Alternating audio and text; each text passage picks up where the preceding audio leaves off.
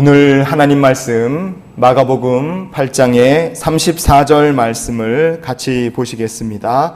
무리와 제자들을 불러 이르시되 누구든지 나를 따라오려거든 자기를 부인하고 자기 십자가를 지고 나를 따를 것이니라. 아멘. 주님께서는 제자들에게 이렇게 말씀하셨습니다. 그리스도의 제자가 되는 핵심이 무엇이냐? 자기의 십자가를 짊어지고 자기를 부인하고 예수님을 따라가는 것이다. 이렇게 성경은 말합니다. 주님을 따르기 위해서 그래서 우리가 짊어져야 될 나의 십자가는 무엇이냐 이거예요. 무엇을 부인해야 되고 무엇을 짊어져야 될까? 오늘 말씀을 통해서 우리들을 향하신 하나님의 마음을 좀 나누는 시간이 되기를 원합니다. 첫 번째로 우리가 주님을 따르기 위해 짊어져야 될 십자가가 있다면 그것은 무엇이겠습니까? 같이 읽어봅시다. 순종의 십자가를 짊어져야 합니다. 순종의 십자가라. 마가복음 8장의 32절 말씀에 보면 예수님께서 제자 베드로에게 이렇게 얘기하셨어요. 드러내놓고 이 말씀을 하시니 베드로가 예수를 붙잡고 항변하며 그랬습니다. 32절 없어요? 32절 없어요? 예수님께서 예루살렘에 들어가셨어요. 고난받고 십자가에 죽으실 것을 말씀하실 때 예수님께서 항변을 하고 예수님을 붙잡고 막 항의를 했습니다. 그러면 안 된다고 막 따진 거예요. 자기 생각, 자기 기대와 달랐기 때문에 베드로가 그렇게 예수님께 싸움 싸우듯 덤빈 겁니다. 그때 항변하는 베드로에게 주님께서 이렇게 말씀하셨습니다. 마가복음 8장의 33절 우리가 읽어보시겠습니다. 베드로를 꾸짖어 이르시되 사탄아 내 뒤로 물러가라. 내가 하나님의 일을 생각하지 아니하고 도리어 사람의 일을 생각하는도다 하시고 아멘.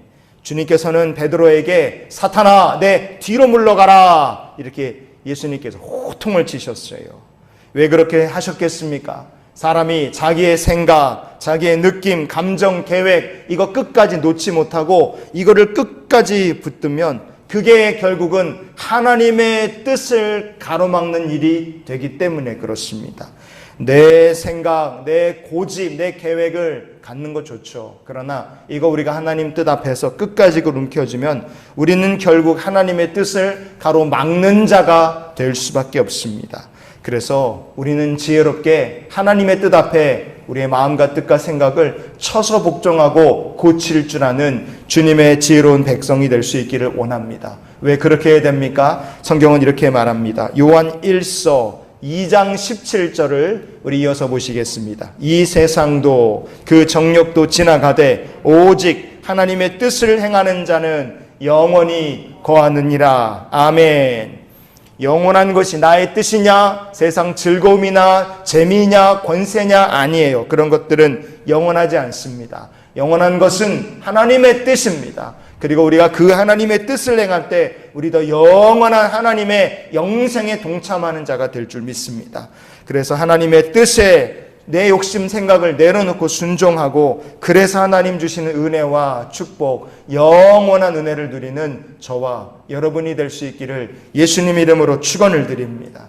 제가 최근에 내 뜻과 생각을 내려놔야 된다 하는 것을 제가 삶에 하나님 주신 은혜로 체험한 일이 있어요. 제가 몇 주 전에 넘겨주십시오. 몇 주 전에 이주민 선교 세미나 갔다 왔다고 말씀드렸잖아요. 저 세미나에 저는 정말로 가기가 싫었었습니다. 진짜 가기를 싫어했어요.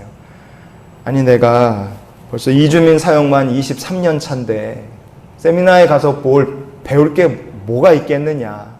실제로 가서 강의하시는 것들을 보니까 사례 발표했던 거 다 보니까 지난 23년 동안 우리 교회에서 다 했던 것들을 그냥 모아놓으시고 그것들을 하고 계시더라고요. 그래서 세미나에 공부할 내용은 사실 제게 그렇게 신선하거나 배울 만한 것은 사실 없었습니다.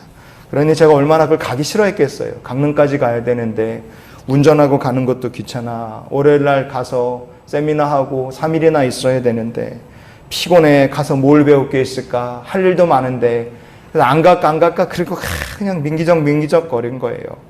그런데 세미나 있기 그 바로 전주 금요일날 아침 새벽 예배 드리는데 기도할 때 하나님께서 성령께서 제 마음에 얘기하신 거예요. 야, 너 세미나에 가라.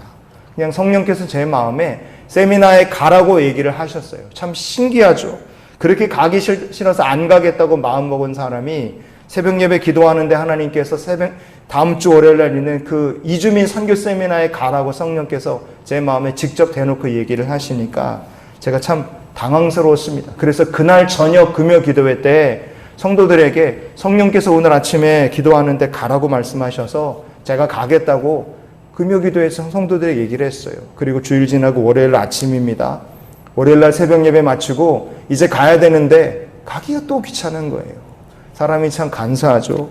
가기 싫어서 민기적거리고 있었어요. 그래도 툴툴거리면서 갑니다. 그날따라 왜 하필이면 또 월요일 아침인데 오전인데도 고속도로가 그렇게 막히는지. 그러니까 길이 엄청 막혀서 그냥 투덜투덜거리고 가는 거예요. 세미나 장소에 도착했습니다. 넘겨주십시오.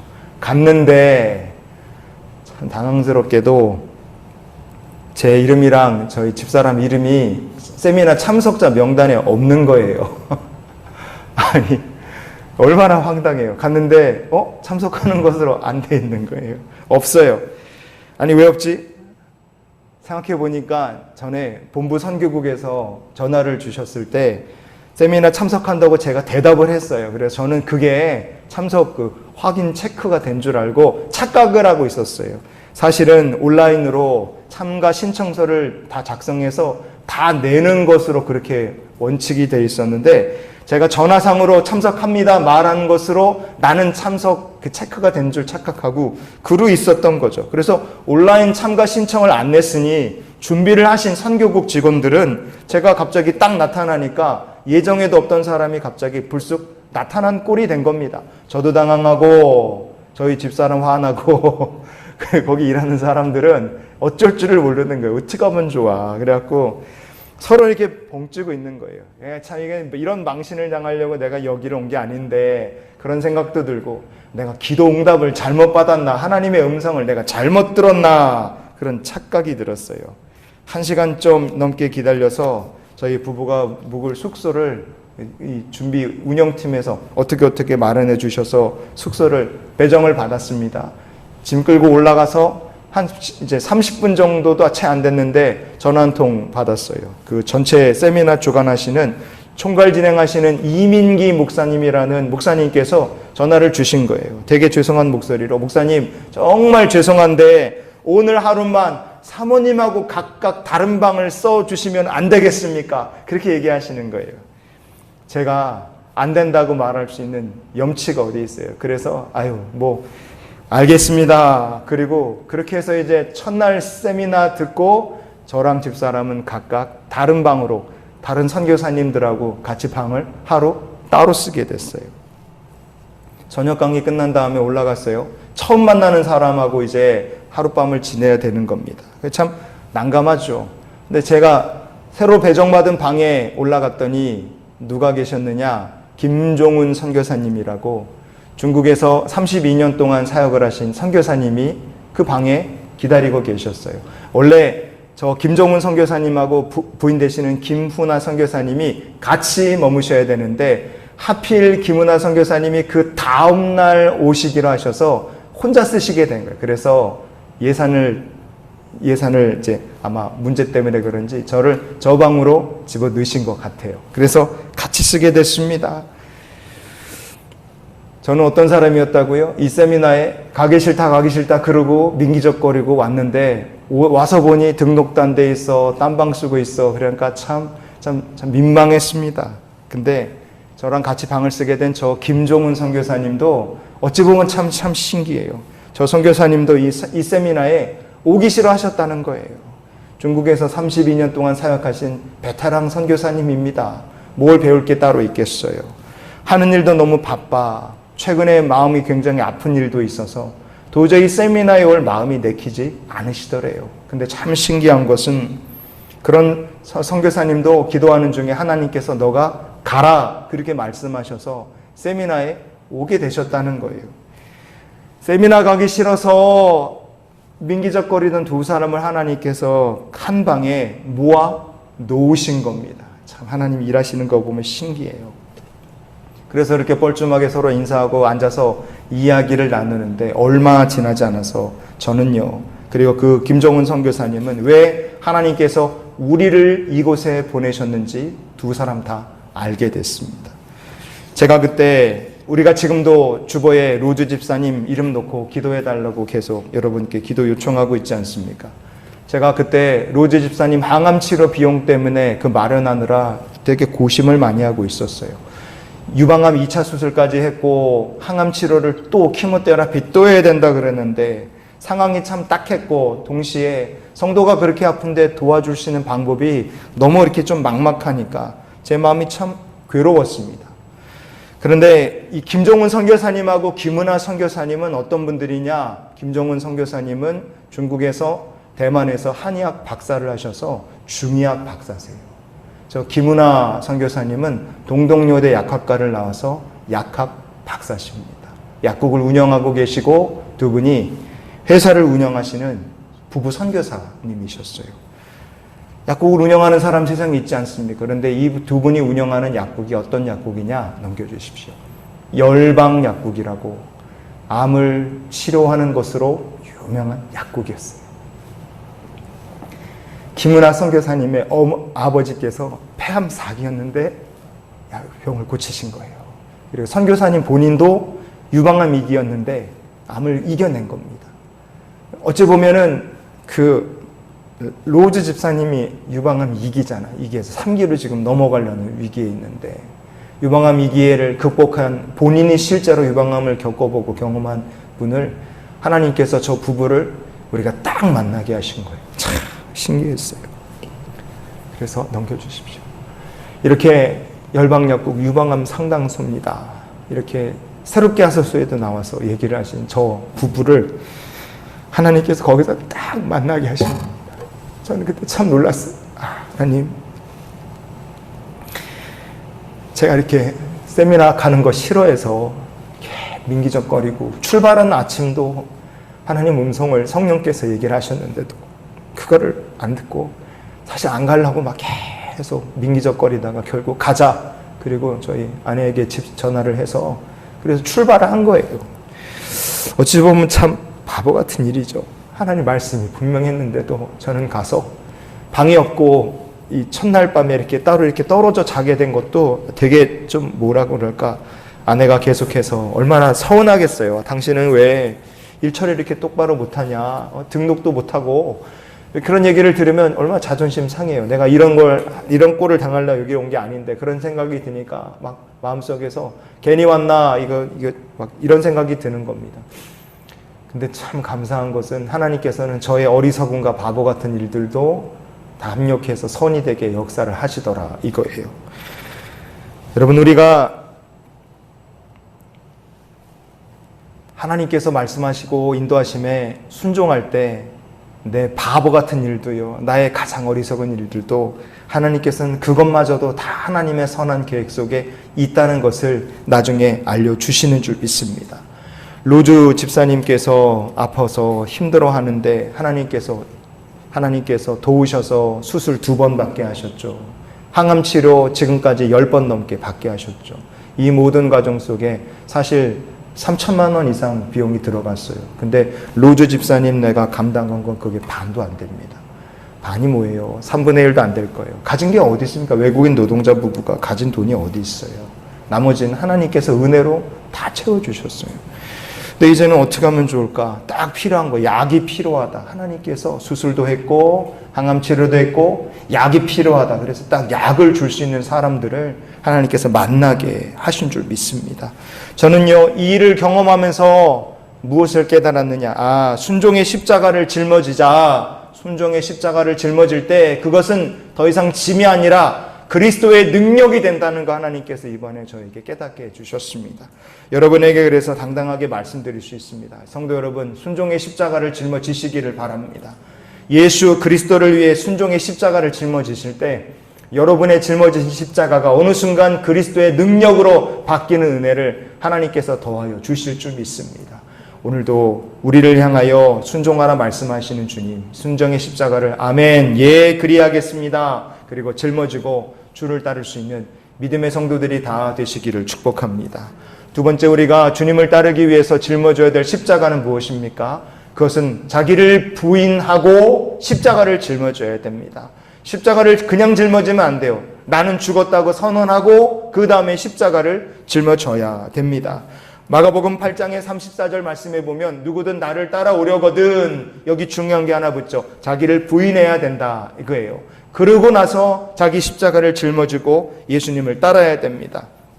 왜? 주님을 따르기 위해서는 자기를 부인하고 나의 옛사람을 버려야 되는 거예요. 왜 그렇게 해야 됩니까? 인간이란 죽을 수밖에 없는 존재이기 때문에 그렇습니다. 영적 의미가 있는 거죠. 창세기 4장의 26절 말씀에 보면 아담의 후손 셋의 아들 얘기가 나와요. 셋도 아들을 낳고 그의 이름을 에노스라 했다 그랬습니다. 에노스가 난 다음에 그때의 사람들이 비로소 여호와의 이름을 불렀더라 성경은 말합니다. 넘겨주십시오. 에노스라는 이름은요, 죽을 수밖에 없는 존재라는 뜻이 있습니다. 셋의 아들 이름도 되고 인간이라는 의미도 있고 mankind라는 의미도 있고요. mortal man, mortal being, 죽을 수밖에 없는 존재, 그게 에노스라는 말의 의미예요.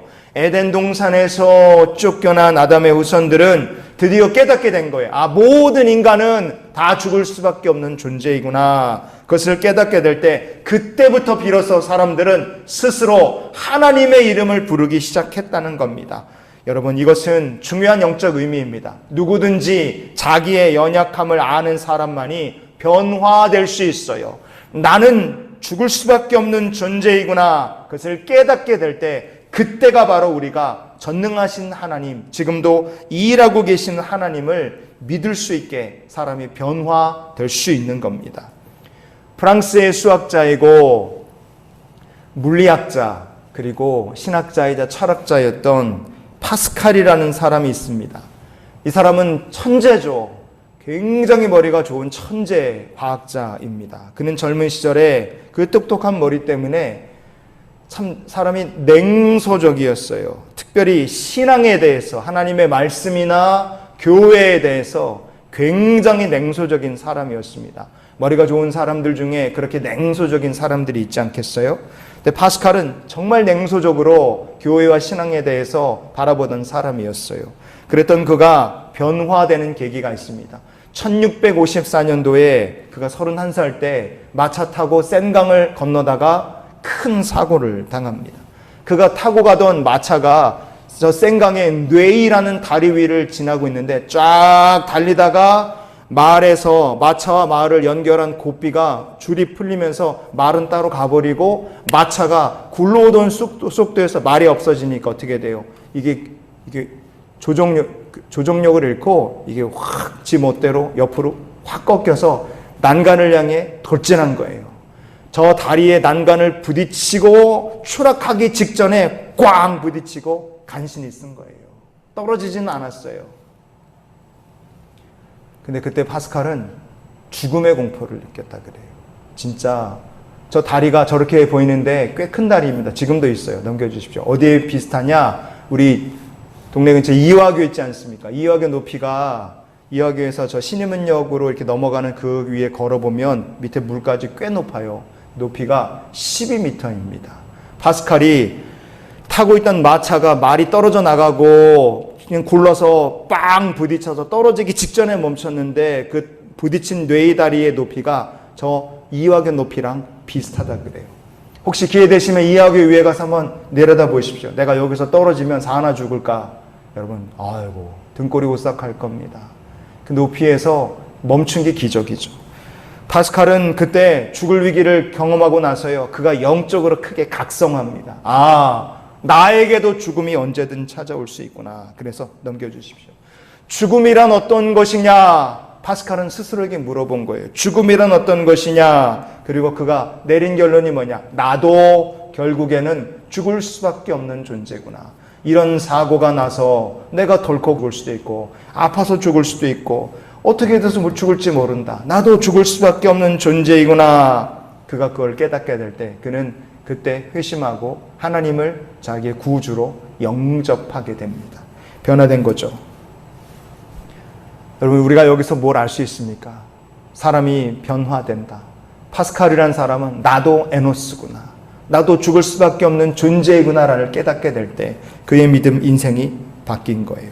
변화된 그는 내가 가진 모든 것 다 하나님의 것입니다. 하나님을 위해 쓰기를 원합니다. 그렇게 고백을 했고 자기 집을 천연두에 걸려서 죽어가는 사람들, 가난한 환자들을 위한 요양처로 자기 집을 치료소와 요양처로 내줍니다. 그리고 그는 자기 누이 동생 집에 얹혀 살면서 평생 동안 하나님께 영광 돌리고 주의 일을 하다가 그는 죽어요. 여러분, 파스칼의 인생 철학이 바뀔 수 있었던 것 우리에게도 똑같습니다. 내가 에노스, 나도 죽을 날이 오겠구나. 이것을 깨닫게 될 때 나라는 존재가 무엇인지 우리가 생각하게 되고 하나님 앞에서 나의 옛사람을 버릴 수 있게 되는 줄 믿습니다. 디모데후서 2장의 11절은 이렇게 말합니다. 읽어봅시다. 미쁘다 이 말이요 우리가 주와 함께 죽었으면 또한 함께 살 것이요. 아멘. 나의 옛사람이 예수님의 십자가에서 같이 죽은 거예요. 나는 이미 죽었습니다. 그것이 바로 자기를 부인하는 방법입니다. 자기를 부인하고 그게 뭐겠어요? 예수님 앞에 고백하는 거예요. 예수님, 저의 옛사람은 예수님 십자가에서 같이 죽어버렸습니다. 그냥 이렇게 고백하는 겁니다. 그때 어떻게 됩니까? 나의 옛사람이 죽었고 그 죽은 그 사람을 하나님께서 예수 그리스도와 함께 살려 그리스도와 사는 성도가 되게 바꾸실 줄 믿습니다. 나의 옛사람이 죽고 자기를 부인하고 그리고 주님의 십자가를 짊어지고 예수를 따르는 우리 모두가 될 수 있기를 축복합니다. 세 번째로 주님을 따르기 위해서 우리가 짊어져야 될 것이 무엇입니까? 그것은 은혜의 십자가를 우리가 짊어져야 됩니다. 은혜의 십자가. 넘겨주십시오. 비행기 타면 참 즐거움 중에 하나가 해외로 놀러 가는 것, 어디 가는 것, 그것도 참 좋지만 저 같은 경우는 먹는 걸 좋아해서 그런가 비행기 타면 그 비행기에서 주는 밥 먹는 게 그렇게 저는 좋더라고요. 자, 근데 여러분이 비행기를 탔다고 칩시다. 해외를 가요. 근데 기내식을 줍니다. 기내식이 딱 나와요. 그러면 그거 먹어야 됩니까? 말아야 됩니까? 어떻게 생각하세요? 이거 먹어야 됩니까? 말아야 됩니까? 당연히 먹어야죠. 왜 먹어야 됩니까? 여러분 비행기 표 값 살 때 이미 이거 먹는 값도 다 내신 거예요. 그래서 걱정하지 말고 드시면 됩니다. 남으면 더 달라 그래도 돼요. 그래도 줍니다.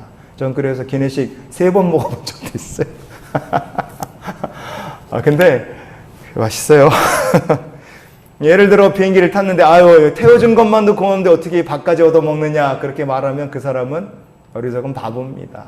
이미 값을 다 치렀기 때문에 당당하게 먹고 즐기면 되는 거예요. 여러분 기내식을 먹는 것도 이미가 다 값을 치러서 즐기면 되는데 하나님의 은혜는 어떨까요? 우리가 하나님의 은혜를 누린다, 하나님의 백성이 됐다, 아이고 구원해 주신 것도 감사한데 은혜는요 괜찮습니다. 이러고 살아야 됩니까? 천만의 말씀이에요. 성경은 이렇게 말합니다. 이사야 53장의 5절 말씀을 우리가 이어서 보시겠습니다. 그가 찔림은 우리의 허물 때문이요 그가 상함은 우리의 죄악 때문이라. 아멘. 내가 맞아야 되고 내가 찔려야 되고 내가 징계를 받고 내가 얻어 터져야 될 사람이 바로 난데 누가 나의 죄값을 대신 치러서 얻어맞고 찔리고 상하고 쥐어 터졌습니까? 하나님께서 나 대신에 예수 그리스도께 그 죄값을 다 대신 치르게 하신 거예요. 주님의 아들의 생명으로 나라는 죄인의 죄를 하나님께서 이렇게 퉁치신 겁니다. 이것으로 너는 의로운 자, 너의 죄는 내가 더 이상 묻지 않으마. 우리의 죄를 싹 사해 주신 거예요.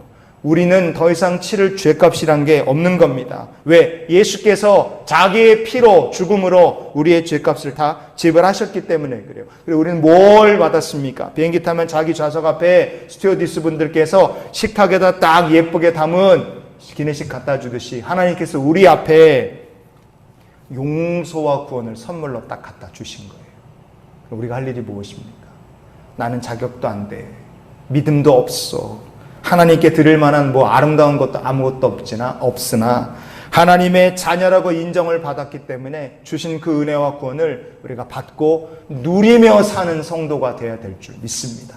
그게 바로 우리가 짊어져야 될 은혜의 십자가예요. 그 은혜를 내가 한 게 뭐가 있어요? 아무것도 없지 않습니까? 그러나 거저 공짜로 그리스도의 은혜로 우리가 받았기 때문에 우리가 짊어져야 될 은혜의 십자가는 무엇이냐? 첫째는 그 은혜를 누리고 감사하며 사는 것이고, 둘째는 내가 받은 그 은혜를 전하고 증거하며 우리에게 은혜를 베풀어 주신 예수 그리스도를 자랑하고 증거하는 것이 우리가 해야 될 일인 줄 믿습니다. 나를 구원하신 하나님의 은혜에 감사드립니다. 여러분, 이렇게 무엇을 하든 하나님의 은혜와 구원에 감사드리고 영광을 돌리는 은혜의 십자가를 짊어진 성도가 되시기를 주님 이름으로 축복합니다. 마지막입니다. 우리가 주님 따르기 위해서 무엇을 짊어져야 됩니까? 우리의 짊어져야 될 십자가. 마지막은 같이 읽어봅시다. 사명의 십자가를 짊어져야 됩니다. 사명의 십자가. 사도 바울은 고린도전서 9장 17절에서 이렇게 얘기를 했어요. 나는 사명을 받았노라. 바울이 얘기합니다. 나는 사명을 받았다.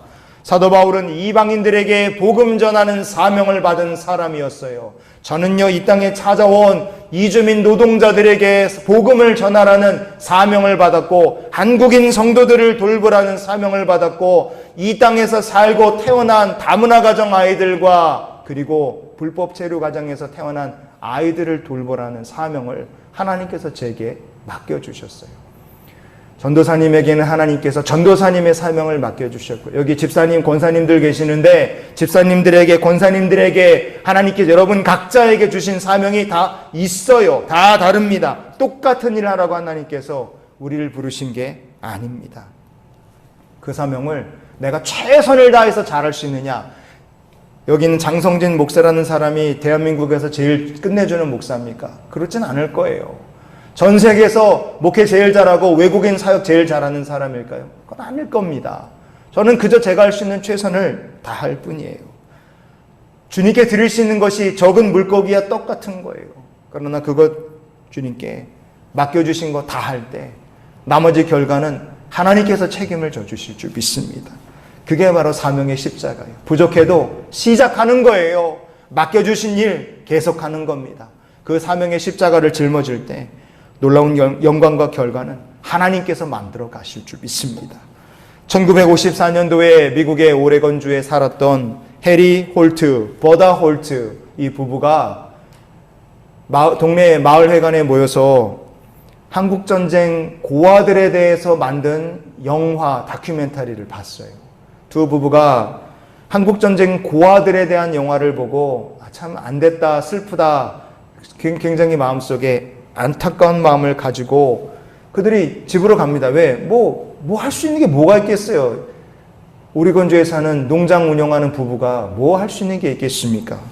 안타까운 마음을 가지고 그냥 갔어요. 안됐다. 그리고 갔습니다.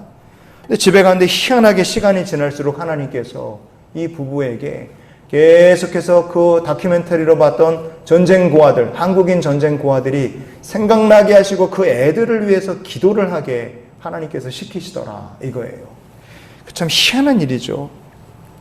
계속 마음에 하나님께서 그런 감동을 주셨기에 더 이상 이거를 무시할 수가 없어서 이 두 사람은 하나님께서 주신 마음에 순종하기로 결단을 내립니다. 이미 자기들에게는 두 사람 사이에 태어난 애가 6명이나 있었어요. 6자녀가 있었지만 홀트 부부는 전쟁 고아들에 대해 주신 하나님의 마음에 순종하기로 하고 농장 일부를 팝니다. 농장을 팔아서 돈을 마련하고 그 돈으로 한국에 갈 여행 경비를 마련해서 가는 거예요. 그래서 1955년 6월 달에 홀트 부부는 한국에 왔어요.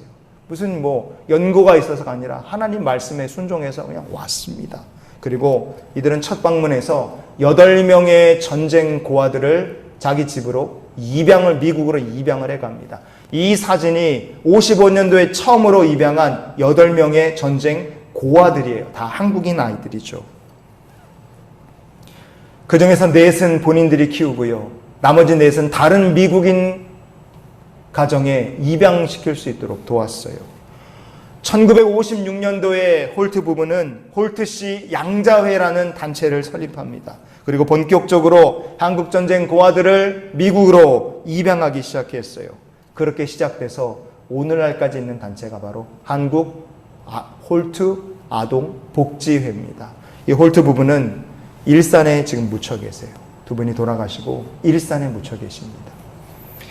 여러분, 한 부부가 하나님께서 주신 사명에 순종을 할 때 그 순종한 것이 뭐 얼마나 되겠습니까? 그들이 할 수 있는 최선은 자기 집에 4명의 고아들을 거두고 같이 키우는 것밖에는 할 수 없었어요. 그러나 그들이 적은 물고기와 떡을 들이듯이 할 수 있는 최선을 다해 하나님 주신 사명에 순종을 할 때 8명으로 시작했던 고아들이 나중에 20만 명이나 부모를 잃은 고아들이 새로운 부모와 새로운 가정과 가족을 얻게 되는 놀라운 역사로 발전하게 하나님께서 역사하셨습니다. 사도행전 20장의 24절 말씀을 우리가 오늘 말씀의 결론 삼아 같이 읽기를 원합니다. 읽어봅시다. 내가 달려갈 길과 주 예수께 받은 사명 곧 하나님의 은혜의 복음을 증언하는 일. 아멘. 성도 여러분, 하나님께서 맡기신 일을 끝까지 감당하시기를 축복합니다. 여러분이 그 일을 하나님 맡기셨다면 세상에서 제일 잘할 수 있는 사람이라 맡기신 건 아니에요. 여러분이 능력이 정말 탁월해서 여러분에게 사명을 직분을 하나님께서 맡기신 거 아닙니다. 저도 똑같습니다. 하나님께서 원하시는 건 무엇이냐? 내가 할 수 있는 범위 내에서 내게 주신 사명을 최선을 다해서 그 사명을 감당하는 겁니다. 그때 어떻게 되겠습니까? 우리가 그렇게 복음을 전하고 증언할 때, 주신 은혜를 가지고 우리가 최선을 다할 때 우리의 삶 가운데 하나님의 은혜가 나타날 것이고, 최선을 다한 그곳에 열매와 결과는 하나님께서 책임지시는 놀라운 일들을 우리 모두가 보게 될 줄 믿습니다. 우리가 가족을 구원하기 위해 전도하기를 원합니다. 여러분이 세상에서 전도를 제일 잘하는 사람이라 하나님께서 그 가정에 보내신 게 아닐 거예요. 그 영혼 한 영혼을 하나님께서 여러분에게 맡기신 것은 여러분이 할 수 있는 최선을 다할 때 복음을 증언하는 일을 끝까지 달려갈 길을 달리면 하나님의 은혜와 영광 구원은 하나님께서 책임져 주실 줄 믿습니다.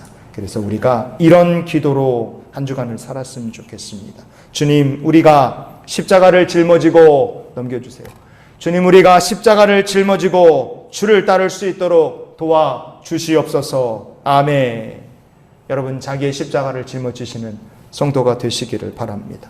순종의 십자가를 짊어지십시오. 하나님께서 그 순종의 십자가가 그리스도의 능력이 되게 바꿔주실 줄 믿습니다.